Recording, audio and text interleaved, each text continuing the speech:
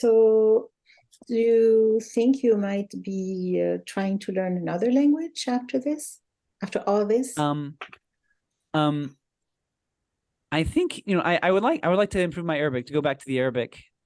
Um, that is one of my goals. Though Arabic, as you know, is one of the challenges of Arabic is you have Fusha, and then you have all the different versions of Amiya. Yeah. And like when I studied Egyptian Amiya. Okay. But I know that there are various versions that are pretty different from each other. Like you said, Moroccan Arabic, right? That was your original. You were born in Morocco, right? I was born in Morocco, but I'm Algerian, and I But you're taught Algerian. for Okay. 36 years at the United Nations. Yeah, yeah, yeah, yeah, yeah. People who need different dialects. So, did you learn to read and write as well? Yeah, yeah, I can read. Yeah, I can read. That's the main thing I've done to study Arabic when I have is to read Fusha, to read Fusha.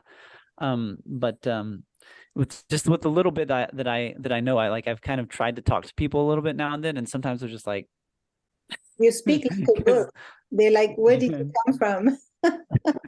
Did you but just jump yeah, out of a book? right. It's just not, and the little bit, and I still just don't know that much, so Yeah. so it's been difficult. But yeah, I would like to improve my Arabic.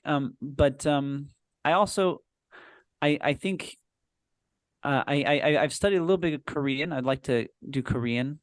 Mhm. Um, as Asian languages go, it's not too difficult. Like for example, compared to Chinese, Chinese is logographic. It has thousands of commonly used characters, and if you see a character you don't know, you can't really sound it out. It's Mhm. because it's not phonetic. Right. Makes But it hard to read the sentence then. right, it can be very difficult. Whereas Korean, for someone who doesn't know the languages, it looks logographic like Chinese, but it's not. It's actually phonetic, and it's each character is a syllable, and you can break down the character to the different parts of the syllable. It's like different like little letters that are inside the character, right? And Mhm. so Korean is actually relatively easy to learn. Um, and I would like to do that at some point. I don't know exactly when, but that's one of my aspirations. Either Korean or Burmese. I also am interested in Burmese because it's Burma or Myanmar. That's a country that's been ruled by a military junta for many years, right? And they started to liberalize, but then the military again said, we don't really like that, and so they cracked down again in recent years. But I do think that they will continue to liberalize in years to come and Mhm. open up to the outside world. And when they do, there'll be a lot of opportunity there to establish connections, to create bridges Mhm. that there weren't there before. And the people who are able to do that are people who speak the language, right?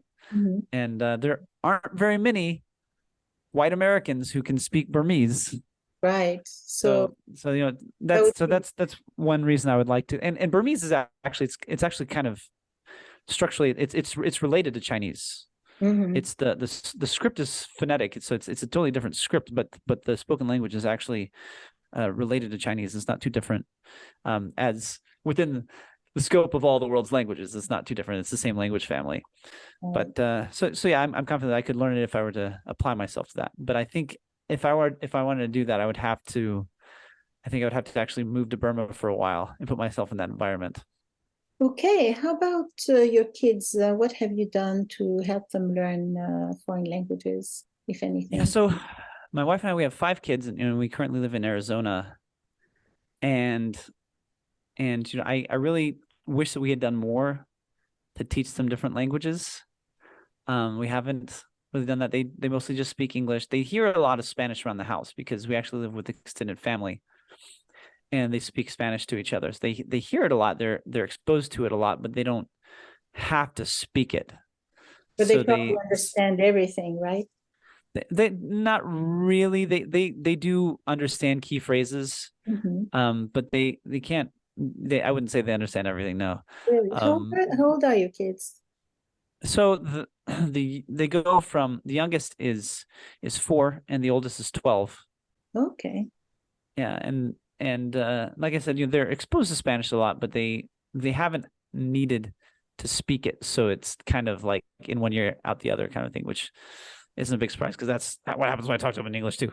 But yeah, I do look forward to creating opportunities to them for learn. My wife and I were just talking about this.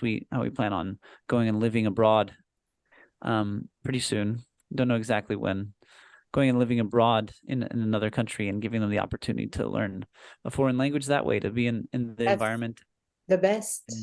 Yeah, and find ways for them, like either by going to school or just having playmates to learn the language that way.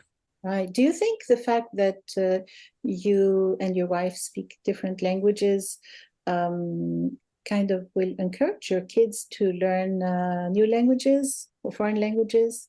Yeah, see, like they all have expressed the desire to do that, but for different languages. And one of them wants to learn Spanish, one of them wants to learn Portuguese, one of them wants to learn Chinese. Cool. And I think that one reason for that is they see that as a way of distinction, of being special, compared to their siblings, and so they each have their own particular interest.